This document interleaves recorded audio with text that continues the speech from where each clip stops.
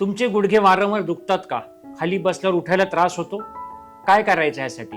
म्हणजे मी एक जणांशी एकदा गप्पा मारत होतो, तर एक फार फनी इन्सिडन्स कळला की एक रोबोट डॉक्टरच्या जागी उभा असतो आणि तो सर्जनच्या जागी ते ऑपरेशन करतो, की एक्झॅक्टली रोबोटिक जॉईंट सर्जरी म्हणजे काय करतात. आणि आता मग ऑस्टिओआर्थरायटिस जो होतो त्याच्या वेगवेगळ्या स्टेजेस असतात, तर कोणती स्टेज योग्य आहे की त्यावेळेला हे ऑपरेशन करणं हे जास्त हितकारक होऊ शकतं?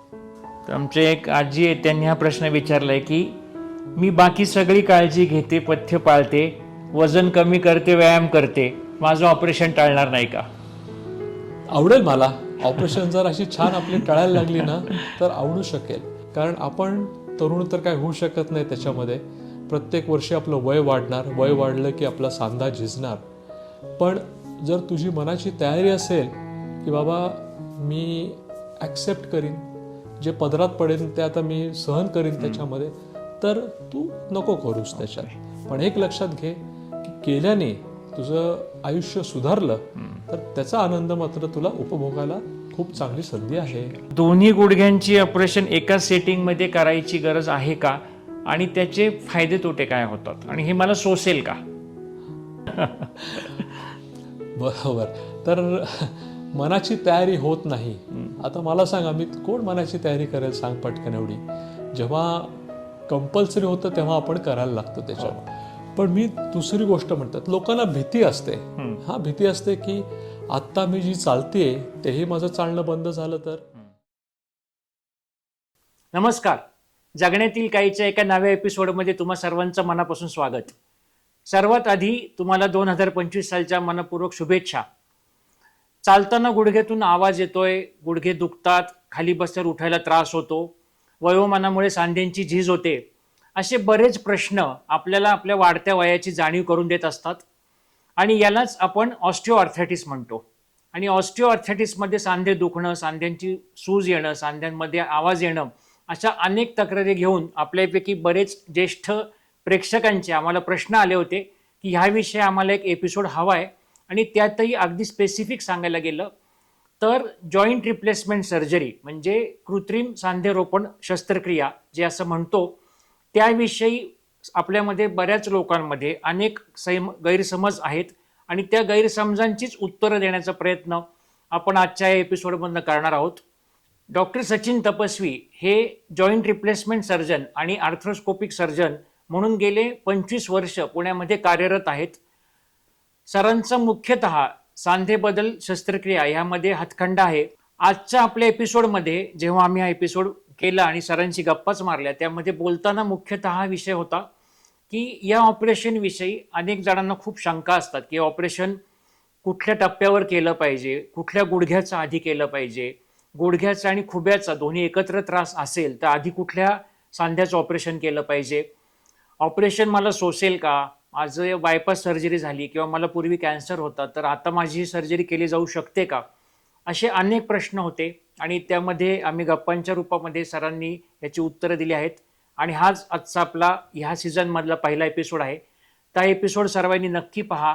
हा एपिसोड कसा वाटला ते आम्हाला कळवा. त्यातील काही प्रश्न असतील तर आपल्या कमेंट सेक्शनमध्ये त्याविषयी सांगा. आणि सर्वात महत्त्वाचं म्हणजे अजूनही तुम्ही चॅनल जर सबस्क्राईब केलं नसेल तर नक्की सबस्क्राईब करा. आणि हा एपिसोड जास्तीत जास्त लोकांपर्यंत पोहोचवण्यासाठी मदत करा. कारण कित्येकांना ह्याविषयी अनेक शंका आहेत आणि ह्या एपिसोडमार्फत आपण त्यातील बऱ्याच प्रश्नांची उत्तरं देण्याचा प्रयत्न केला आहे.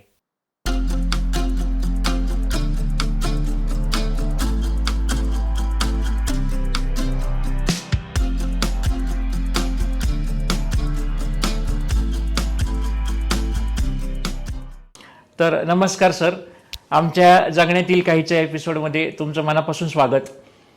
तर आपण आज मुख्यतः सांधे बदलणे, कृत्रिम सांधेरोपण शस्त्रक्रिया जे म्हणतो त्याविषयीच बोलणार आहोत. तर आमच्या प्रेक्षकांचे काही प्रश्न आहेत त्यानुसार आपण बोलायला सुरुवात करूयात. तर सर्वात एक बेसिक प्रश्न होता की सांधे बदलण्याचं जे ऑपरेशन आहे तर शरीरातले कोणकोणते सांधे बदलता येतात? थँक्यू अमित, आणि मला बोलल्याबद्दल आभार. तुमचा शो मी बरेच दिवस बघतोय आणि मला ही जी संपूर्ण कल्पना जी आहे की जे मूळ प्रश्न असतात आपल्या श्रोत्यांचे त्यांच्याबद्दल आपण माहिती देणं हे फार महत्त्वाचं असतं. नाहीतर पुष्कळ वेळेला कसं होतं की ज्या डॉक्टरना किंवा त्या क्षेत्रातला जो एक्सपर्ट असतो त्याला जे सांगायचं असतो तो ते सांगत असतो, पण तुझा हा जो उपक्रम आहे ज्याच्यामध्ये त्यांचे प्रश्नांची उत्तरं घेणं, आय थिंक हे सर्वात महत्त्वाचं आहे. सो हा तुझ्या उपक्रमाबद्दल मनपूर्वक आभार. थँक्यू. आणि माझ्या श्रोत्यांना पण माझा नमस्कार. आजचा जो विषय आहे ज्याच्यामध्ये आपण सांधेरोपण शस्त्रक्रिया याबद्दल बोलणार आहोत.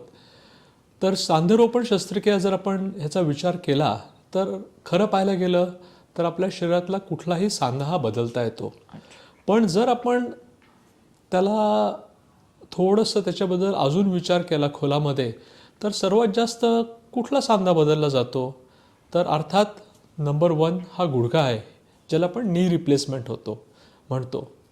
नेक्स्ट जो असतो तो आपला खुबा ज्याला आपण हिप रिप्लेसमेंट म्हणतो. नंबर 3 वरती होतो शोल्डर किंवा आपला खांदा ज्याला आपण शोल्डर रिप्लेसमेंट म्हणतो. तर हे 3 जे आपले शरीरातले जॉईंट्स आहेत त्यांचे जॉईंट रिप्लेसमेंट किंवा सांधेरोपण शस्त्रक्रिया सर्वात जास्त प्रमाणात केली जाते.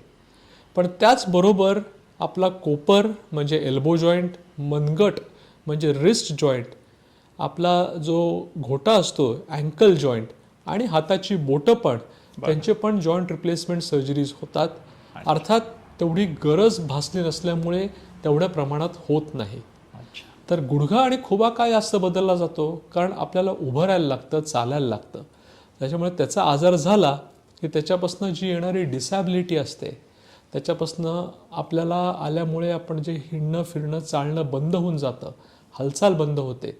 म्हणून लोकांना त्या सांध्यांचे नी जॉईंट रिप्लेसमेंट्स, त्या सांध्यांचे रिप्लेसमेंट हे जास्त ॲक्सेप्टेबल असतात आणि म्हणून जगामध्ये हे 2 सांधे सर्वात जास्त प्रमाणात रिप्लेस केले जातात. अच्छा.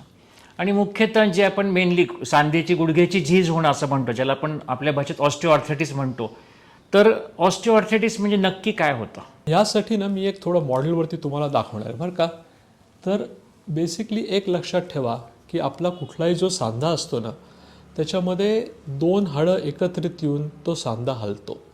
आता जेव्हा आपण गुडघा वाकवतो सरळ करतो, वाकवतो सरळ करतो, तेव्हा आपल्याला का बरं त्याच्यामध्ये फ्रिक्शन किंवा झीज येत नाही?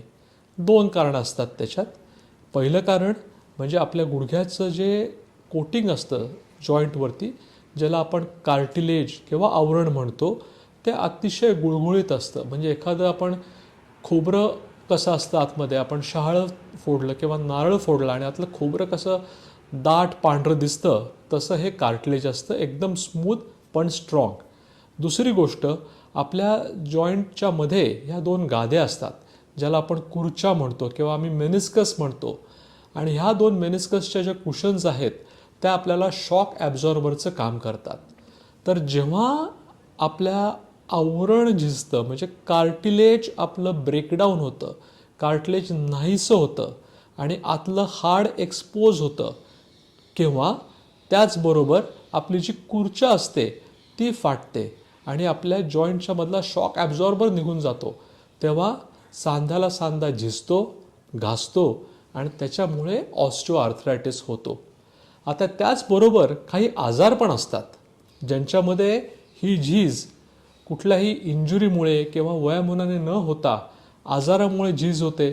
त्याला इन्फ्लमेटरी आर्थरायटिस म्हणजे उदाहरणार्थ रुमॅटॉइड आर्थरायटिस वगैरे असे जे काय आजार असतात त्याच्यात शरीरामधली नैसर्गिक आपले जे काय केमिकल्स असतात, जे त्याच्यामध्ये आपले काही इम्युन मिडिएटेड कॉम्प्लेक्सेस असतात त्याच्यानी नॅचरली हे सगळा भाग झिजून जातो.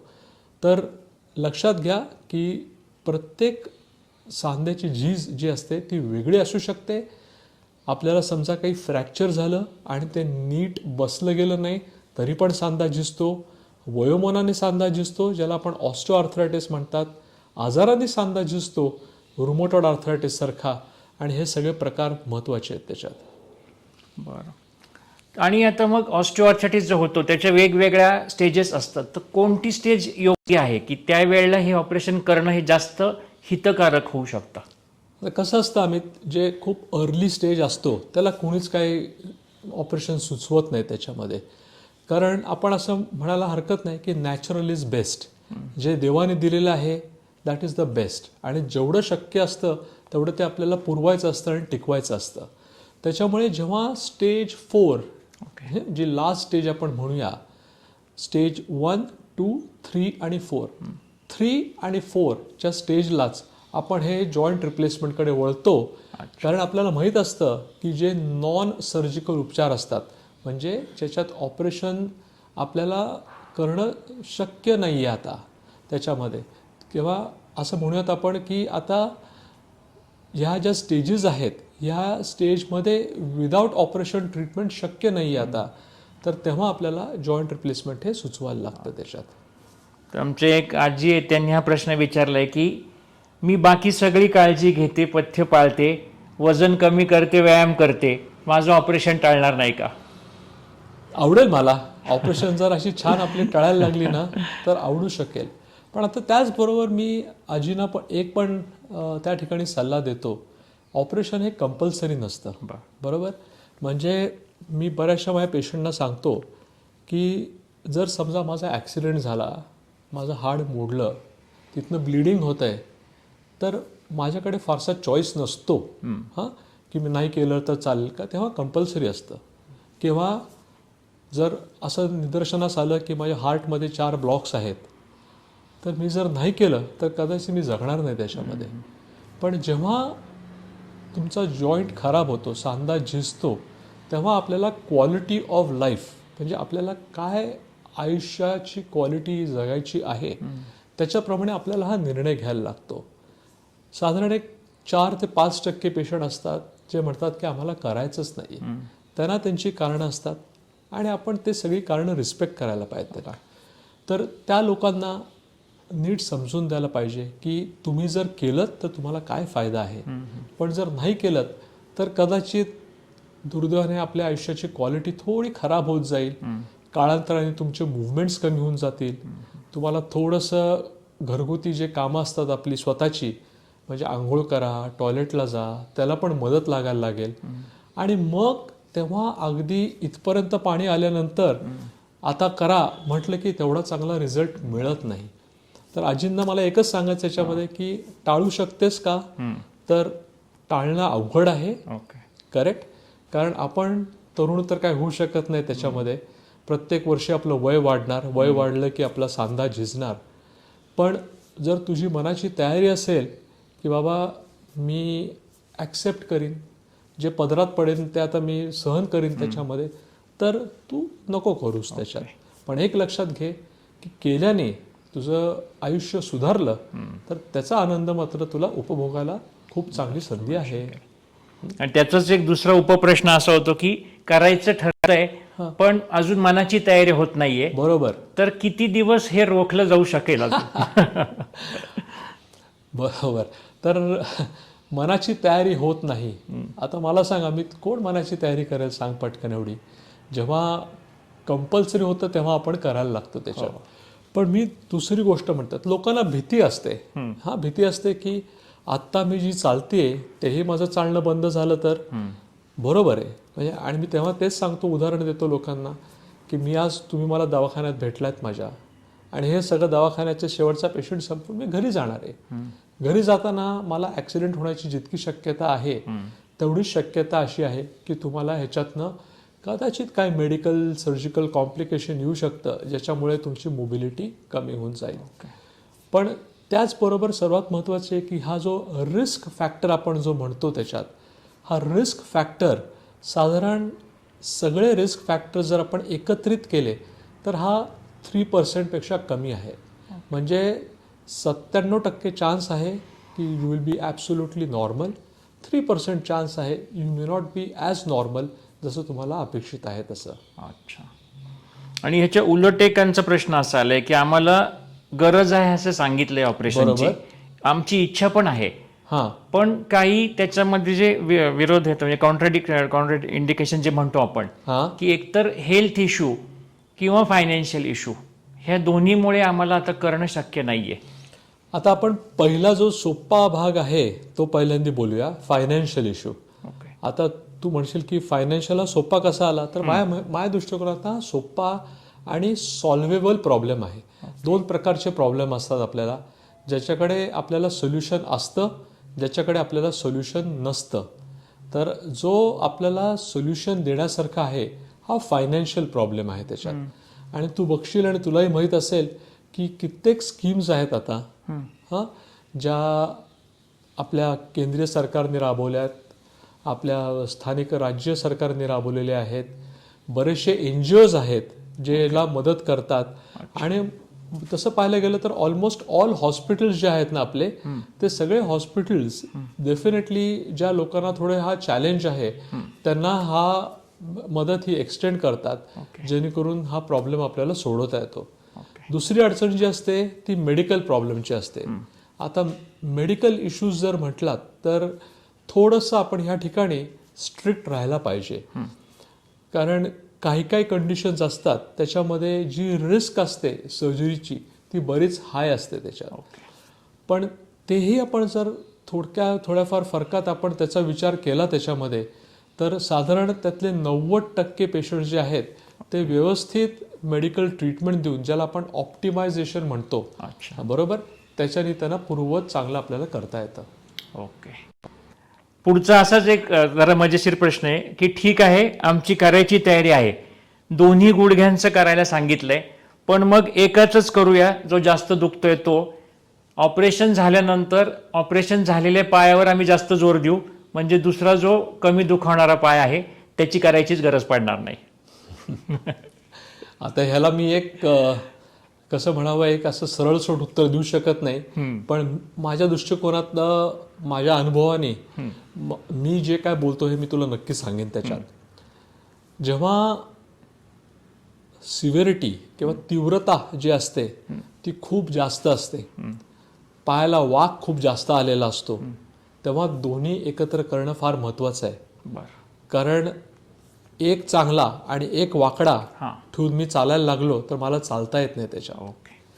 जेव्हा साधारण एक गुडघा 90-95% झिजलाय आणि दुसरा 40% झिजलाय, तेव्हा तू जे म्हणतोयस ते अतिशय बरोबर आहे. मी जो चांगला आहे तो करून घेतो, एकदम बरोबर. त्याच्याने दोन गोष्टी होतात, जो खराब आहे तो बरा होतो आणि जो तितका खराब नाही आहे त्याच्यावरचा लोड कमी होतो. त्याच्यामुळे त्या बाजूचं ऑपरेशन आयदर टळू शकतं किंवा पोस्टपोन होऊ शकतं.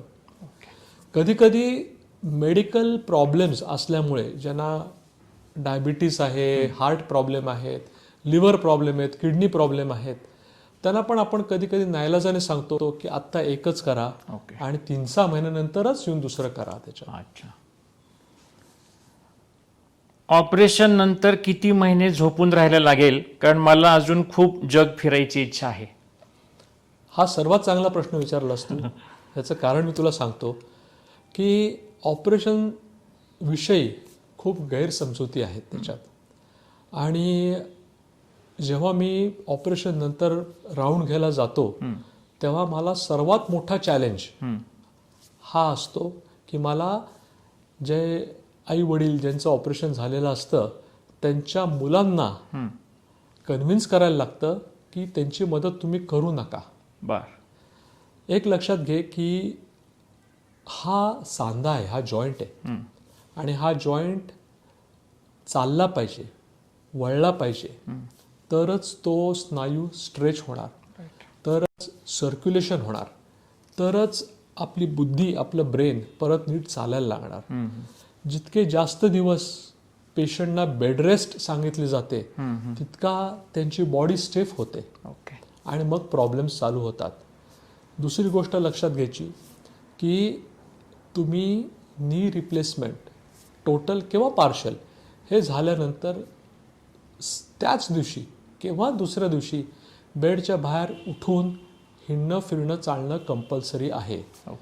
साधारण 2 ते 4 दिवसानंतर लोक घरी जातात आणि आम्ही आवर्जून सांगतो की दिवसातनं 2दा 15 ते 20 मिनटं सकाळच्या कोळ्या उन्हात, संध्याकाळच्या उन्हामध्ये पार्किंगमध्ये किंवा आपल्या बगीचेमध्ये, अंगणामध्ये चालायला जा.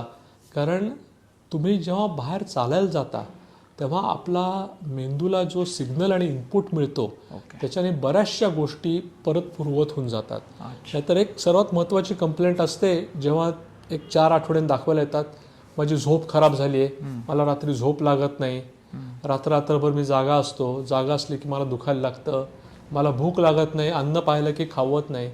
आणि हेच मेन कारण असतात. तुम्ही जेवढे बेडमध्ये झोपून राहता, मुवमेंट्स कमी करता, तेवढे सगळे प्रॉब्लेम्स वाढायला लागतात.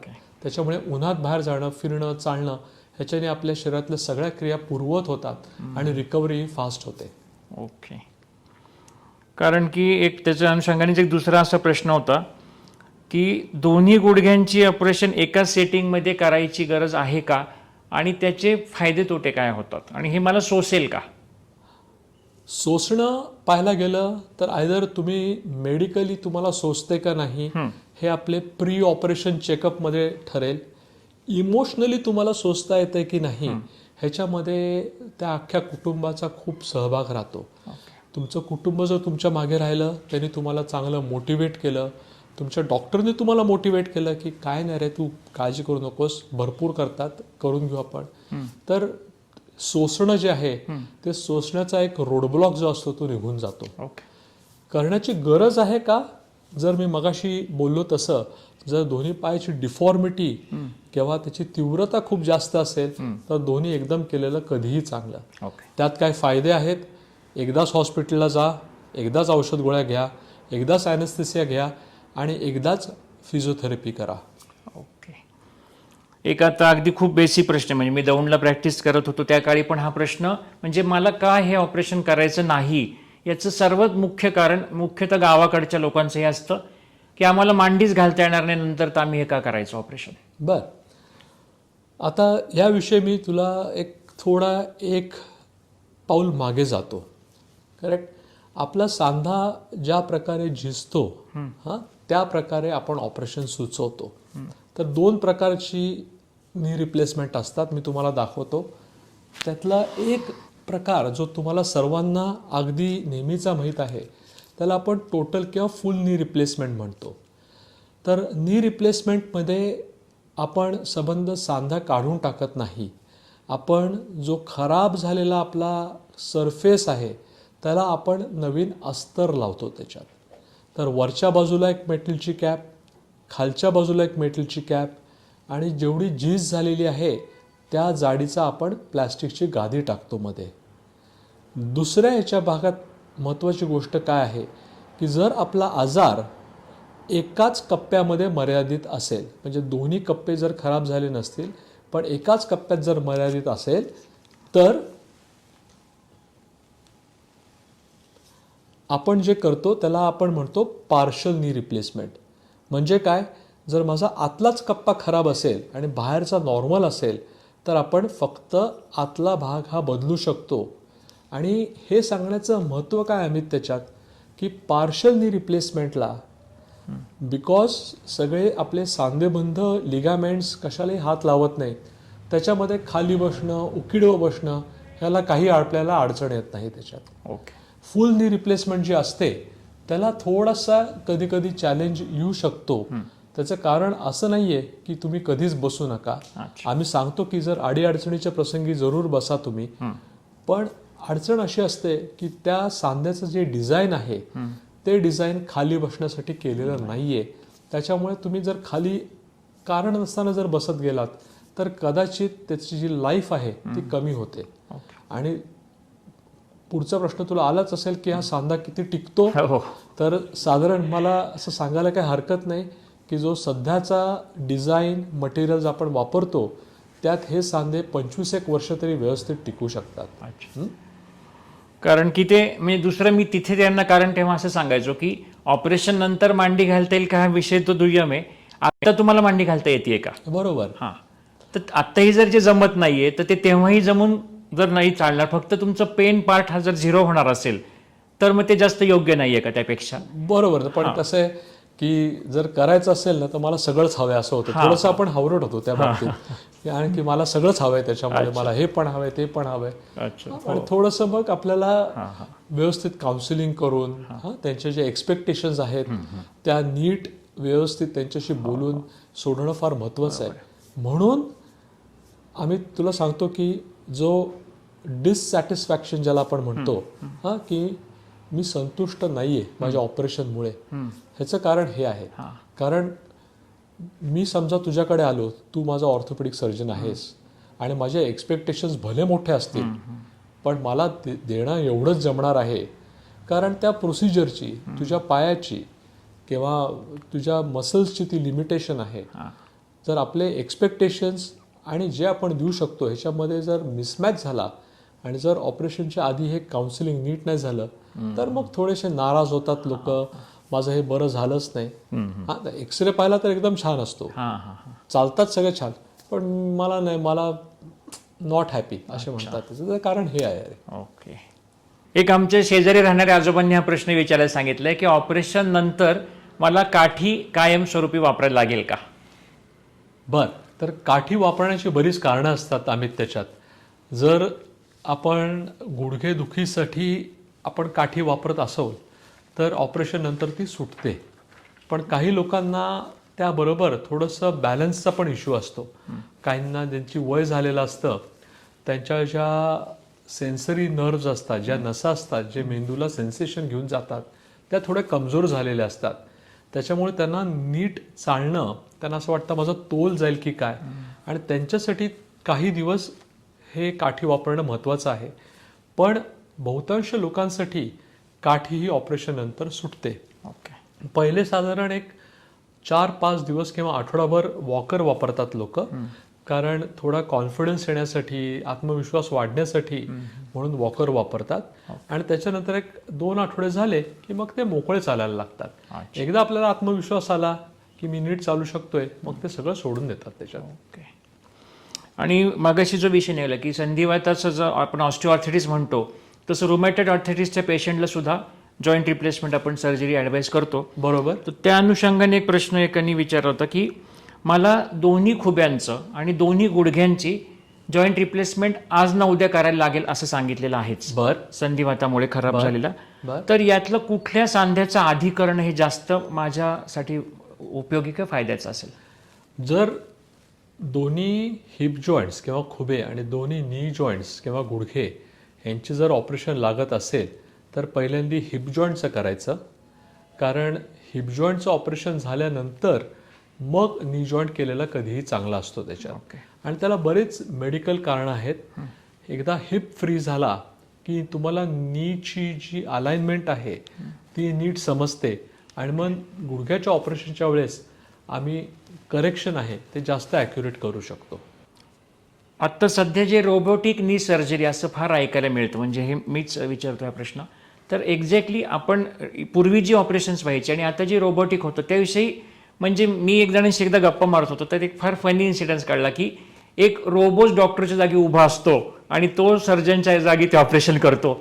असं मला एका चांगल्या शिकलेल्या माणसाने जेव्हा प्रश्न विचारला होता तर मला आवर्जून वाटलं हे खूप लोकांपर्यंत क्लिअर होणा विषय महत्त्वाचा आहे की एक्झॅक्टली रोबोटिक जॉईंट सर्जरी म्हणजे काय करतात. अतिशय चांगला प्रश्न आहे हा. आणि माझ्याकडे जे पेशंट येतात त्यांना मी काय लोकांना सुचवतो की रोबोटिक असिस्टेड केलेलं बरं राहील. ते म्हणतात नाही नाही नाही तुम्ही करा, कोणी बाकीच्यांनी कोणी करायचं नाही, तुम्ही करा. आता मला फार आवर्जून सांगावं वाटतं त्याच्यामध्ये की रोबोटिक असिस्टेड म्हणजे काय. Robotic assisted is just like आपल्या गाडीतला गुगल मॅप. ओके. त्याच्याने आपल्याला थोडा इनपुट मिळतो. सर्जन ऑपरेशन करतो. फक्त जे आपल्याला बोन पॉलिश करायला किंवा जे बोन कट करायला जे टूल्स असतात ते एका रोबोटिक आर्मवरती असतात. त्याच्यामुळे असं अजिबात नाही आहे की डॉक्टर त्याची असिस्टंट शेजारच्या खोलीमध्ये बसून चहा बिस्किट घेत आहेत, ऑपरेशन आज चालू आहे, हा गुडघा उघडा पडला आहे, असं काही नसलं त्याच्यामध्ये. रोबोटिक असिस्टेड असतं. त्यामुळे खरं तर ना ह्या टेक्नॉलॉजीचं नाव जे आहे रोबोटिक नी रिप्लेसमेंट असं करून रोबोटिक असिस्टेड नी रिप्लेसमेंट जर केलं ना तर लोकांना जास्त त्याच्याबद्दलच्या गैरसमजुती कमी होऊन जातील. आता पुढचा प्रश्न तुझा असा असेल की फायद्याचा आहे का. तर नक्कीच फायद्याचं आहे आणि याचं कारण पण मी तुला सांगतो. त्याच्यात जी आपण कन्व्हेन्शनल सर्जरी करतो ती वाईट आहे असं अजिबात नाही आहे. कन्व्हेन्शनल सर्जरी गेले 30 वर्ष 35 वर्ष जगामध्ये चालू आहे आणि ह्या कन्व्हेन्शनल सर्जरीचा सक्सेस रेट ज्याला आपण म्हणू एक 20 वर्षाच्या एंडला ऑलमोस्ट अबाउट 87% आहे. म्हणजे 87% लोक हॅपी असतात, संतुष्टीत असतात ऑपरेशनच्या 20 वर्षाच्या नंतर. ओके. रोबोटिक असिस्टेडने काय होतं, तर रोबोटिक असिस्टेडने आपण त्या पेशंटची आजार व्हायच्या आधी हां. जी अलाइनमेंट होती पायाची, हाडांची रचना जी होती, लिगामेंट टेन्शन जे होतं ते जास्त चांगलं 1 मिलीमीटर किंवा 1/2 डिग्रीच्या प्रिसिजनने आपण आणू शकतो. त्याच्यामुळे फायदा आहे का? जरूर फायदा आहे. उपभोग घ्यावा का? नक्की घ्यावा जर शक्य असेल तर. आणि आत्ताच्या ह्याच्यामध्ये असं बोलतं बरं सुचतं की एकाच माणसाचे 2 गुडघ्यांचे सांगितलं ऑपरेशन, तर असं एखादा इन्सिडन्स आहे का की जो असं लक्षात राहिला एखादा पेशंट किंवा एखादा अनुभव या निमित्ताने? तुला सांगतो आता ह्याला साधारण एक 8 वर्ष झाली असतील. अच्छा. असेच एक काका काकू दोघांनाही ॲडव्हान्स आर्थरायटिस होता, दोघांनी ऑपरेशनची गरज होती. तर त्यांचे चिरंजीव ऑस्ट्रेलियाला राहायचे आणि ते सुट्टीसाठी आले होते. मी दोघांना समजून सांगितलं की मी म्हटलं आता मी तुम्हाला दोघंही एकत्रित म्हणून समजावून सांगतो. आणि मी समजावून सांगितलं. त्या मुलांनी भरपूर प्रश्न विचारले की असं आत्ता करू. मग त्यांच्यामध्ये थोडीशी चर्चा चालू झाली की आत्ता मी करते, मग मी 6 महिन्यांनी परत येतो, मग आई तुझं करतो. पण मग शेवटी गोळाबेरीज अशी ठरली की आम्ही एकाच वेळेस करून घेतो. मग मी त्यांना तोही त्याच्यात ऑप्शन दिला की आपण एकाच दिवशी करू, एकाच रूममध्ये तुम्ही दोघं राहा, म्हणजे आपले चिरंजीव जे आहेत त्यांना फारसा त्रास होणार नाही. 2 बेड असतील, आई एकीकडे बाबा एकीकडे, हा मध्ये थांबेल, त्यालाही काळजी घेता येईल. तो म्हटला हो मला हे आवडलं. सगळं झालं, तपासण्या झाल्या, तारीख ठरली, दिवस उजाडला आणि काय आम्ही जी ऑर्डर लावतो की सिक्वेन्स लावतो आपण म्हणूया, त्याच्यामध्ये काकांचा पहिला नंबर होता, काकूंचा दुसरा नंबर होता. त्यांना 7 वाजता शिफ्ट करायचं होतं आणि मग काकू एक 10 वाजता शिफ्ट होणार होत्या. तर बघतो तर 7:30 वाजले, 7:45 वाजले, पेशंट का शिफ्ट झाला. मग माझा जो लेक्चर होता मी त्याला म्हटलं अरे जाऊन बघ अरे काय झालं. त्याचा वरती फोन आला की वरती रूममध्ये भांडण चाललंय. म्हटलं भांडण चाललंय, आणि मग म्हटलं मग मी येतो. मी बघितलं तर स्ट्रेचर वरती आला होता, दादांना खाली न्यायला. पण काकू म्हटलं की त्यांनाच का पहिला नंबर दरवेळेस, मलाच जायचंय पहिलं. म्हटलं बरं ठीक आहे. मग त्याला विचारलं तुम्हाला का बरं पहिलं यायचंय असं त्याच्यात. म्हटलं नाही, तुम्ही जरा जास्त फ्रेश असाल ना म्हणून माझं चांगलं होईल आणि त्यांचं काय चालू दे जसं असतं ते. तर हे असं एक गंमतीचा भाग आपण म्हणू त्याच्यामध्ये. पण असे पण अनुभव आपल्याला असतात आणि आय थिंक हे सगळं खूपच छान एक चांगलं रिलेशनशिप डेव्हलप होतं आपल्या. शेवटी कोणाचं पहिलं गेलं? हा म्हणजे काकूंचं काय obviously lady of the house always wins. आणि ऑपरेशन नंतर फॉलोअपला जास्त खुश कोण होतं? आता कसं होतं त्याच्यामध्ये फॉलोअपचा प्रश्न असा होता की आम्ही नॉर्मली 1 महिन्यानंतर बोलवतो. दोघंही आले होते त्याच्यामध्ये आणि तेव्हा काकूंची तक्रार होती की तुम्ही सांगून गेलात की घरातलं सगळं आता काम चालू करा, हे काहीच करत नाहीयेत, मला सगळं करायला लावतात म्हणून त्याच्यामध्ये. म्हणून म्हटलं बघ म्हणून तुमची रिकव्हरी जास्त चांगली आहे त्याच्यामध्ये त्यांच्यापेक्षा. म्हणून ते म्हणले असतील माझं जास्त चांगलं उद्या कारण मला काम करायचंय घरात. कदाचित ते बाकीच्या त्यांच्या मैत्रिणींना सांगतील त्याच्यामध्ये की जर असं प्रसंग आला तर तुझं पहिल्यांदा करून घे म्हणून त्याच्यात. तर बऱ्याच गोष्टी आज आपण ह्यातनं म्हणजे एक त्याच्यावर प्रकाश पडला. एक शेवटचा प्रश्न असा एक जणांनी विचारले की मला बाकी वयोमानानुसार बरेच आजार आहेत आणि त्या सर्वांचं तर समजा माझी बायपास झालेली आहे, ओव्हरऑल चालायला अजून त्रास होतो, तर आता तेवढं एकच माझा आजार म्हणजे शरीरातला एक असा भाग राहिले की ज्याच्यामुळे मी थोडा डिस्टर्ब असतो, इतर आजार आटोक्यात आलेत. आता जर मी जॉईंट रिप्लेसमेंट केलं तर नवा मी हा कसा मी स्वतःला पाहू शकेन? नवा मी हा जो आहे किंवा व्हर्जन 2.0 किंवा 3.0 जे काय असेल त्याच्यामध्ये त्यांना 3 गोष्टी जाणवतील ज्या अर्थी ते आता विचार करतात. तर आम्ही ते एक स्टेप मागे जाऊ त्याच्यात. करेक्ट, जे कोण व्यक्ती आहेत he has undergone already 1 major operation, bypass झाले त्यांचं. युजली बायपास किंवा कुठली मेजर एक आपल्या आयुष्यात एक इव्हेंट होऊन गेला की आपण खूप सिलेक्टिव्ह होतो, आपण थोडेसे आपलं जे सर्कल आहे ते थोडं कमी होऊन जातं त्याच्यात, आपण थोडे कॉशियस होतो. आणि त्या ह्याच्यात जर त्यांची मोबिलिटी त्यांचं हिंडणं फिरणं चालणं जर त्याच्यामुळे त्यांना बॅरियर आहे, अडथळा आहे, त्या अर्थी ही डिझर्व्स द ऑपरेशन त्याच्यात. आणि ह्याच्यामध्ये जर त्यांनी करून घेतलं तर ही विल डेफिनेटली एन्जॉय, त्यांना खूप आनंद मिळेल when he goes to version 3.0 स्वतःचा त्याच्या. आणि आता हे बोलता बोलता मला सुचला प्रश्न की काही लोकांना वयाच्या लवकर सांगितलं जातं ऑपरेशन, समजा की एखाद्याचं 50व्या वर्षीच ॲडवाईस केलंय, तर त्याला असं बऱ्याच लोकांना फेस करायला लागतं. म्हणजे आम्ही हे लहान गावात प्रॅक्टिस करताना हे प्रश्न फार असायचे की माझं वय लहान आहे. हां, आणि मग एक 60-65 वर्षाचा माणूस सांगतो मला काही होत नाही, तुला काय लगेच एवढी गडबड झाली. तुला सांगतो ना, आम्ही त्याच्यामध्ये ह्याच्यासाठी सर्वात महत्त्वाची जी गोष्ट आहे की वय किंवा एज हा क्रायटेरिया नाही आहे. माझा हिप रिप्लेसमेंटचा सर्वात यंगेस्ट पेशंट जो आहे ना, एज 13, 8वीतला मुलगा, करेक्ट. त्याचा हिप खराब झाला होता कॉन्ड्रोलायसिस नावाच्या आजाराने, आणि कुठल्याही प्रकारचं जॉईंट प्रिझर्वेशन वाचवण्याचं ऑपरेशन शक्यच नव्हतं. माझा नी रिप्लेसमेंटचा सर्वात तरुण patient age 22, rheumatoid arthritis. Okay. तर प्रश्न हाच असतो की कदाचित मला 20 वर्षानंतर त्रास होईल, तसं केलं तर तू आज व्हीलचेअरमध्ये बसशील आणि नंतर 15 वर्ष टळल्यानंतर त्याच्यानंतर ऑपरेशनचा फायदा होणार नाही तुला. त्याच्यामुळे जर गरज असेल तर वय आपण बाजूला ठेवतो. आत्ताचे जे नवीन मटेरियल्स आहेत त्याच्याने आपली लाईफ जी आहे पार्टची ती जास्त आहे. 25-30 वर्षापर्यंत आपण एक्सटेंड करू शकतो आणि त्याचा जरूर उपभोग घ्यावा. म्हणजे आता आपण कमी सगळ्यात वयाचं पाहिलं, हायेस्ट किती वयाचं ऑपरेशन केलं तुम्ही? हायेस्ट नी रिप्लेसमेंट एज 93 आणि त्यांची बहीण 89.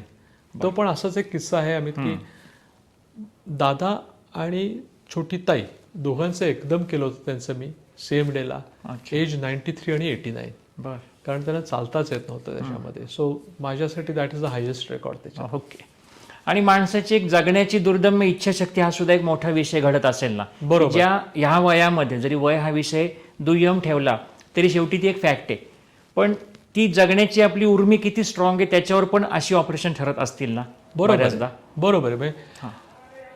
कसं आयुष्य जगायचंय हां, जे आपल्या जगण्यातील काही शेवटी त्याच्यावरतीच येतं ना. हां. तुला कसं आयुष्य जगायचं आहे, ओके, कुठल्या प्रकारे जगायचंय, परावलंबी व्हायचंय, अवलंबून राहायचंय, आणि हे महत्त्वाचे प्रश्न असतात ज्याच्यासाठी आपणच स्वतः उत्तर देऊ शकतो.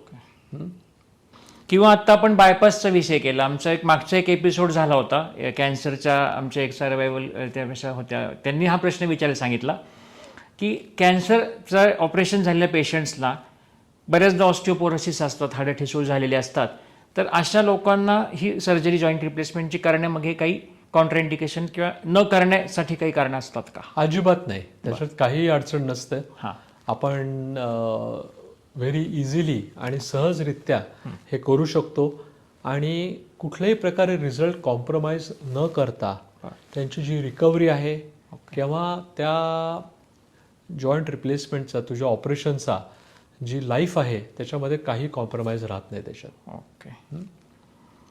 तर आज बऱ्याच आपण वेगवेगळ्या गोष्टी ह्याच्यावरती चर्चा केली.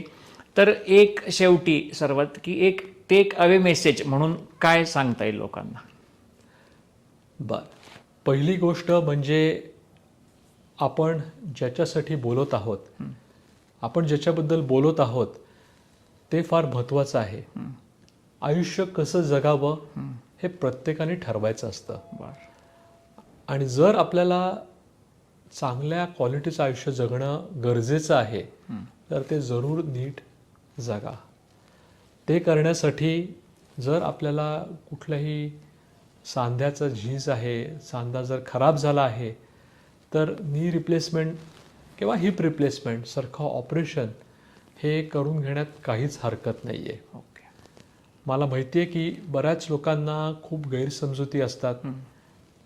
प्रत्येकाची सल्लागार समिती खूप मोठी असते त्याच्यामध्ये, पण तुमच्या डॉक्टरांवरती विश्वास ठेवा, ते तुमच्या चांगल्यासाठीच बोलत असतात त्याच्यात. नी रिप्लेसमेंट ऑपरेशन हे गेल्या दशकातलं one of the most successful operations असं ठरलं आहे त्याच्यात. आणि एक लक्षात घ्या की जर रोज लाखो लोक अख्ख्या जगात करून घेत असतील तर ह्याचा अर्थ ते काय वाईट ऑपरेशन नाही आहे. फक्त महत्त्वाच्या काय गोष्टी आहेत त्या 3 गोष्टी आहेत. एक तर चांगल्या ठिकाणून करून घ्या, तिथे कुठल्याही प्रकारचा कॉम्प्रोमाइज होता कामा नये. दुसरं, तुमच्या मनाची तयारी नसेल तर अजिबात करू नका. कारण जर कंपल्सरी केलं असेल, जसं मी बघतो की काही लोकांना त्यांची मुलं येऊन कंपल्सरी करवून जातात त्याच्यामध्ये, ते कधीच संतुष्टीत नसतात. आणि तिसरी गोष्ट, ऑपरेशन केल्यानंतर त्याचा आनंद घ्यायला शिका. हिंडा फिरा, चाला, सगळी कामं करा, स्वतःला बांधून ठेवू नका. प्रत्येकाने आपलं आयुष्य त्यांना पाहायचं जगायचं असतं आणि कुणालाही आयुष्य त्यांचं चांगलंच जगायला आवडतं त्याच्यामुळे जरूर सगळ्यांनी आनंदात जगा. गुडघेदुखी किंवा सांधेदुखीमुळे तुमचा आनंद कुठल्याही प्रकारे कमी होऊन देऊ नका. तर आत्ता मला शेवटी ह्याच विषयावर सांगायचं होतं की आजच्या एपिसोडचं टायटल ठेवण्यामागं हाच हेतू होता की बऱ्याच आजारांविषयी, एकतर आजकालच्या गुगल पेशंट भरपूर आपल्याकडे आहेत आणि त्यांच्या गैरसमज खूप लोकांना आजार, म्हणजे 2 टोकाचे लोक आहेत असे ज्यांचे गैरसमज असतात की ज्यांना काहीच माहीत नाही आहे किंवा ज्यांना खूप जास्त गोष्टी माहिती आहेत ज्याची गरज नाही आहे. आणि ह्या सगळ्यामध्ये हा अगदी मी खेडोपाडी पण प्रॅक्टिस केली ना तर शहरात पण पाहतोय. तर ह्या सर्वच लोकांना एक योग्य प्रकारे मार्गदर्शनाची गरज आहे असं वाटलं, म्हणून ह्याचं नावच मुद्दाम आम्ही गरज, समज आणि गैरसमज असं ठेवलं की ह्या जे आपण याला बाय चॉईस ऑपरेशन जे बरेच लोक म्हणतात की हे नाही केलं तर चालणार आहे का, तर ते करून आयुष्य किती छान होईल ह्याच्या आपल्या चर्चेतनं खूप छान पद्धतीने आपण गप्पा ह्याच्यावरती मारल्या. आणि आज आमच्या ह्या नवीन सेटअपमध्ये, नवीन आम्ही आत्ता जानेवारीपासून केलं आहे, त्यातला आपला हा पहिलाच एपिसोड खूप छान पद्धतीने केला. आणि आज तुम्ही तुमच्या खूप बिझी शेड्यूलमधनं आमच्यासाठी वेळ देऊन आला आणि आपल्या छान गप्पा झाल्या. आणि ह्यानंतर काही आमच्या प्रेक्षकांचे भरपूर प्रश्न असतात, म्हणजे बऱ्याचदा त्या प्रश्नांवरच आमचे एपिसोड आणखी इंटरेस्टिंग होत जातात. तर आणखी काही त्या निमित्ताने शंका असतील तर नक्कीच त्या तुमच्याशी चर्चा करून आपण परत वाटल्यास ह्या विषयावर एकदा भेटूया. नक्कीच. तर thank you very much. Thank you Amit, thank you.